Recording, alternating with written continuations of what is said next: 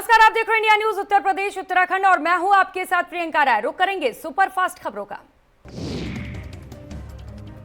लखनऊ में सीएम योगी आदित्यनाथ ने कैंसर अस्पताल का किया निरीक्षण। इस दौरान सीएम योगी ने अधिकारियों से व्यवस्थाओं का जायजा लिया। इसके अलावा सीएम योगी की तरफ से कैंसर अस्पतालों में कोविड के मरीजों की भर्ती का फैसला लिया गया। सीएम योगी ने कैंसर अस्पताल में 100 बेड के कोविड अस्पताल की शुरुआत की। इस दौरान मंत्री सुरेश खन्ना, राज्य मंत्री संदीप सिंह के अलावा मुख्य सचिव आर.के. तिवारी भी मौजूद रहे।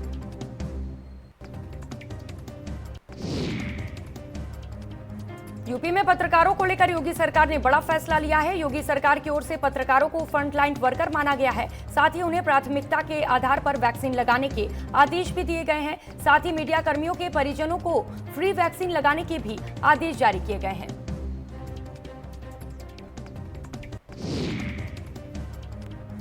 लखनऊ में ऑक्सीजन को लेकर राहत भरी खबर सामने आई है। जमशेदपुर प्लांट से 10 ऑक्सीजन टैंकर लखनऊ पहुंच चुके हैं।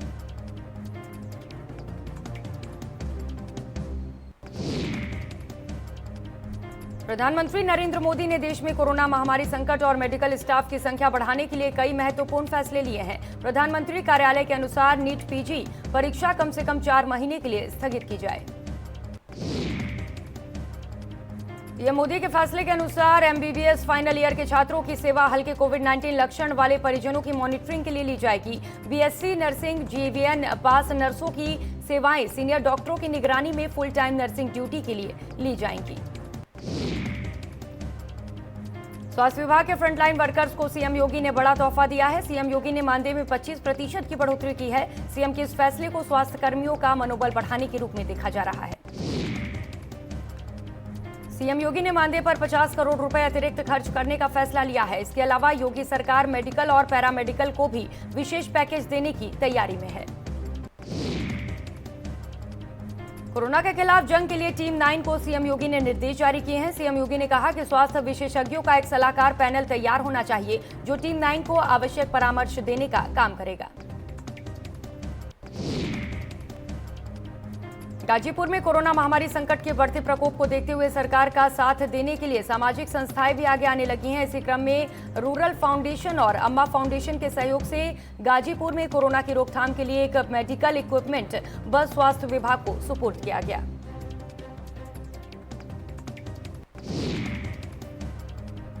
श्रावस्ती में मामूली कहासुनी के बाद दो पक्षों में जमकर लाठी डंडे चल गए। मारपीट में दोनों पक्षों के 5 लोग बुरी तरह से घायल हो गए। फिलहाल दोनों पक्षों ने इकोना पुलिस से शिकायत दर्ज कर दी है। इसके बाद से पुलिस मामले की जांच में जुटी है।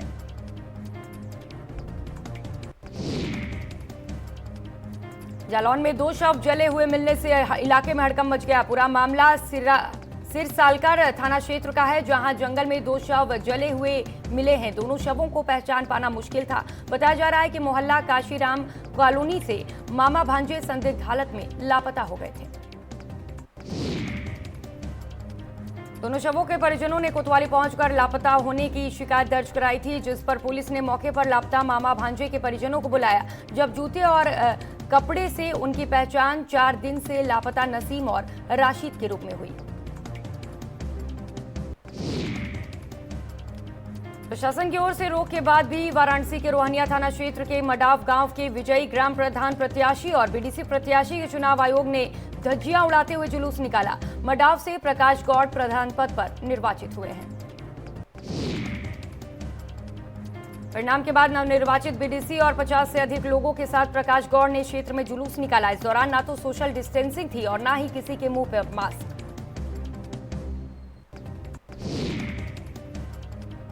आगरा पुलिस ने अपना फर्ज निभाते हुए महिला के शव को पोस्टमार्टम के लिए भिजवाया। आपको बता दें कि महिला घर में अकेली रहती थी। महिला का पति मुंबई में, जबकि इसके दोनों बेटे विदेश में रहते हैं।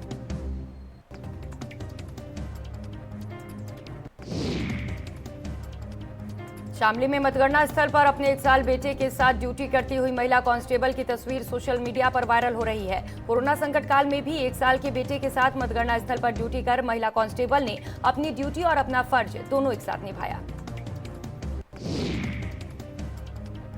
शामली के महिला थाने में तैनात प्रियंका शर्मा नाम की महिला कांस्टेबल की तस्वीर वायरल हो रही है, जिसके बाद लोग इस महिला कांस्टेबल के जज्बे को सलाम कर रहे हैं।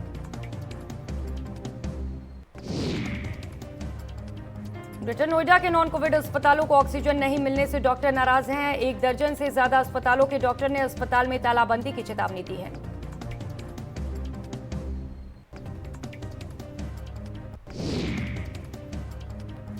गोरखपुर के चौरी चौरा सरदार नगर में कोरोना गाइडलाइंस की जमकर धज्जियां उड़ाई गई। यहां प्रत्याशी ने जीत का जश्न मनाने के लिए विशाल जुलूस निकाला। वहीं इस दौरान पुलिस बल सिर्फ मूक दर्शनपन देखता रहा।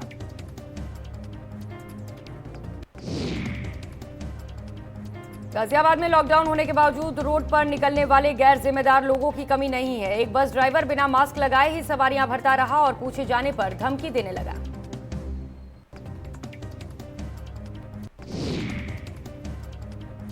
कानपुर में जीत हासिल करने वाली प्रत्याशी कोरोना गाइडलाइंस की जमकर धज्जियां उड़ाते नजर आए। बहरमपुर ग्राम प्रधान जगत देव प्रसाद ने गांव में समर्थकों संग रैली निकालकर वीकेंड लॉकडाउन का मजाक बना दिया। उन्नाव में प्रधान प्रत्याशी की जीत के बाद विजय जुलूस निकाला गया। इस दौरान जमकर नारेबाजी की गई। देखो डॉन आया के नारे लगते रहे। इस दौरान भारी भीड़ के साथ प्रधान प्रत्याशी गांव की गलियों में घूम घूम कर जुलूस निकाला। जुलूस की खबर मिलते ही मौके पर पहुंची पुलिस ने प्रधान को गिरफ्तार कर लिया है। प्रधान के घर के बाहर लगी करीब 300 कुर्सियां जब्त कर ली गई। इस दौरान पुलिस ने महामारी अधिनियम, आचार संहिता उल्लंघन और लॉकडाउन उल्लंघन में मुकदमा दर्ज किया है।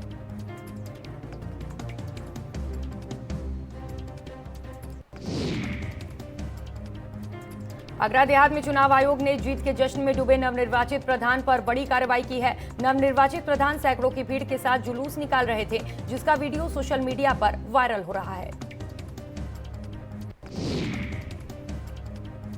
एटा में ट्रैक्टर से आई भीड़ ने बीजेपी विधायक के घर पर हमला कर दिया। उपद्रवियों ने पंचायत चुनाव में पक्षपात का आरोप लगाते हुए विधायक के घर में तोड़फोड़ की। पूरा मामला थाना जलेसर के अंतर्गत सासनी रोड का है।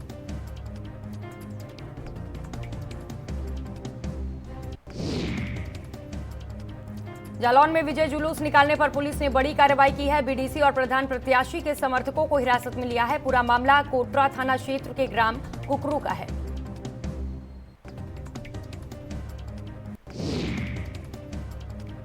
बीजेपी विधायक फतेह बहादुर की पत्नी साधना सिंह गोरखपुर जिला पंचायत बन गई हैं। उन्होंने अपने प्रतिद्वंदी को 7,310 वोटों से हराकर जीत हासिल की है।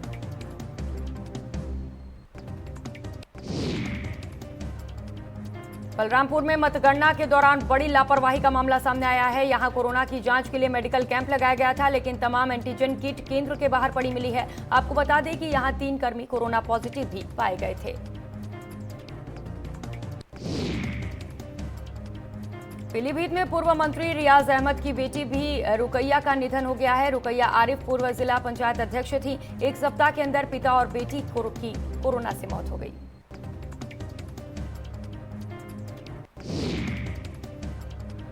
अयोध्या में पंचायत चुनाव में कोरोना प्रोटोकॉल की जमकर धज्जियां उड़ाई गई हैं। जीते हुए प्रत्याशियों ने भीड़ के साथ फूल माला पहनकर जुलूस निकाला।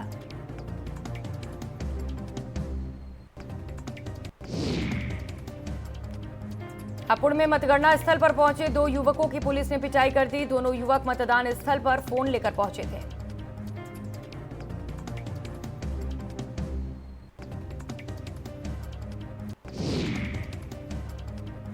लखनऊ के अमलिया खेड़ा सिसेड़ी के पास पेट्रोल पंप मैनेजर की गोली मारकर हत्या कर दी गई। पूरा मामला मोहनलालगंज थाना क्षेत्र स्थित का बताया जा रहा है।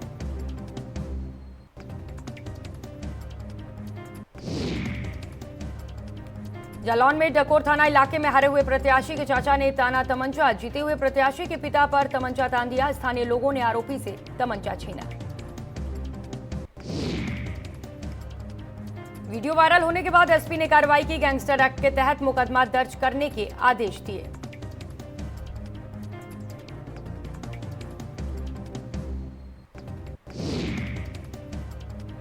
बीजेपी प्रवक्ता मनोज मिश्रा का निधन हो गया। कोरोना संक्रमित थे बीजेपी प्रवक्ता मनोज मिश्रा के निधन पर सीएम योगी ने जताया दुख।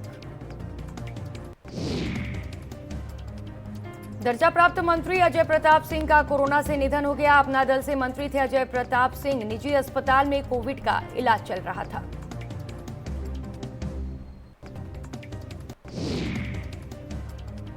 देश में एक्टिव मरीजों की संख्या 34 लाख के पार हो गई है। कोरोना से अब तक 2,22,000 से ज्यादा लोगों की मौत हुई।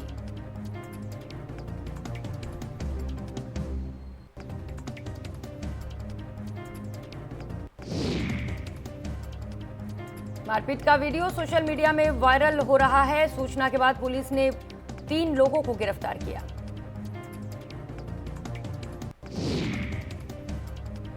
लखीमपुर खीरी के निघासन कोतवाली इलाके में प्रेम प्रसंग के चलते महिला की गला रेत कर हत्या कर दी गई। महिला का शव गन्ने की खेत में पड़ा मिला।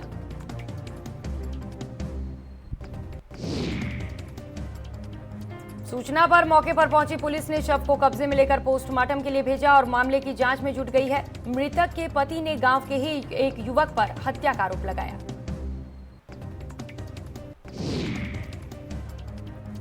उत्तराखंड में 24 घंटे के अंदर 128 मरीजों की मौत हुई है। वहीं 5,403 नए संक्रमित मिले हैं। 3,344 लोग अभी तक ठीक होकर घर लौटे हैं।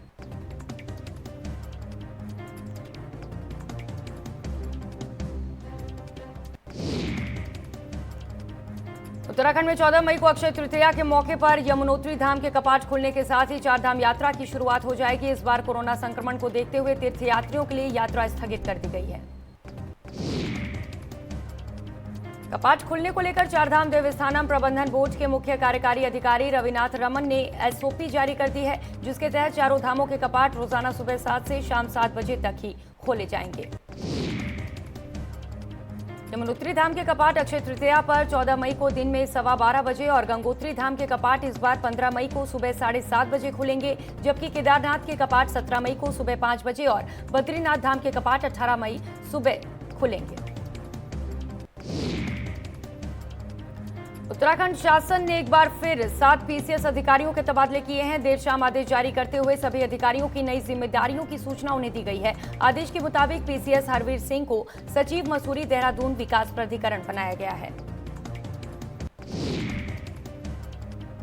उत्तरकाशी के पहाड़ों पर कई दिनों से लगातार बारिश होने से सभी पहाड़ी क्षेत्रों में आम जनमानस को कठिनाइयों का सामना करना पड़ रहा है। कई दिनों से लगातार वर्षा के बीच चिन्यालीसौड़ के कुमराना गांव में बादल फटने से ग्रामीणों के घरों और खेतों में पानी भर गया।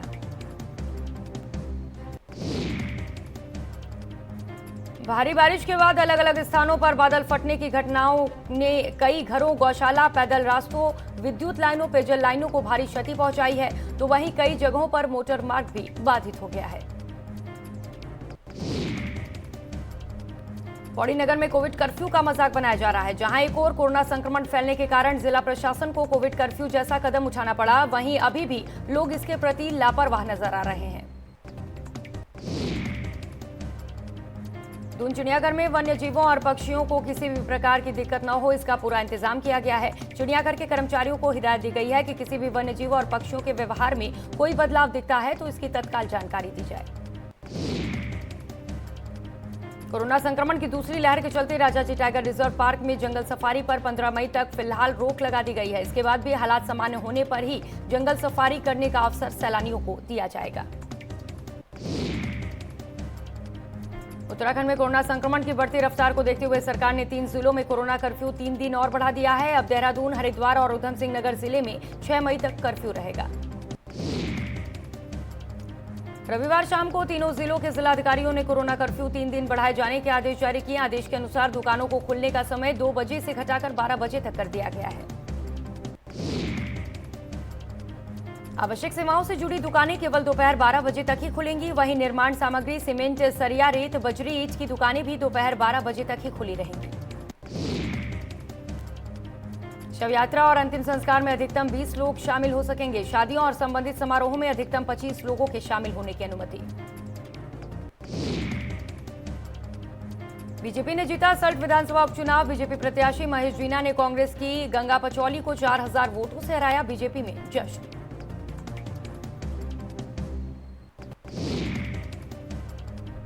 उत्तराखंड के गन्ना मंत्री स्वामी यशवरानंद ने अपने हरिद्वार ग्रामीण विधानसभा के लालढांग क्षेत्र स्थित प्राथमिक स्वास्थ्य केंद्र का औचक निरीक्षण किया। इस दौरान उन्होंने कोरोना की दवाओं का स्टॉक, ऑक्सीजन सिलेंडर की व्यवस्था को बारीकी से परखा। निरीक्षण के सामने आया कि इस क्षेत्र में आबादी के हिसाब से पर्याप्त ऑक्सीजन की व्यवस्था नहीं है। मौके पर ही हरिद्वार के सीएमओ को बुलाया और जल्द ही लालढांग और में ऑक्सीजन और अन्य सेवाओं को दुरुस्त करने के निर्देश दिए।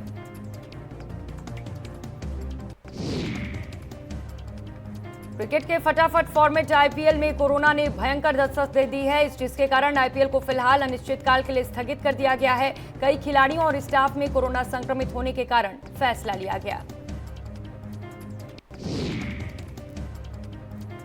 अनीस बाज़मी ने गोविंदा और डेविड धवन संग अपनी एक थ्रोबैक फोटो शेयर की है, जिसमें वे फिल्म स्वर्ग के सेट पर बैठे हैं और कुछ डिस्कस कर रहे हैं। अनीस के करियर की ये स्वर्ग पहली फिल्म थी जिसे 31 साल पूरे हो गए हैं।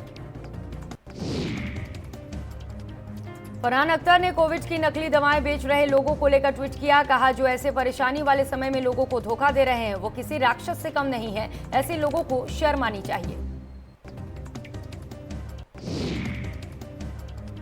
पिछले कई दिनों से सुगंधा मिश्रा और संकेत भोसले की शादी चर्चा में बनी हुई है। अब सुगंधा ने अपनी जयमाला के 2 वीडियो सोशल मीडिया पर शेयर किए हैं, जिसमें वे शानदार तरीके से एंट्री करते हुए संकेत के गले में वरमाला डालती नजर आ रही हैं।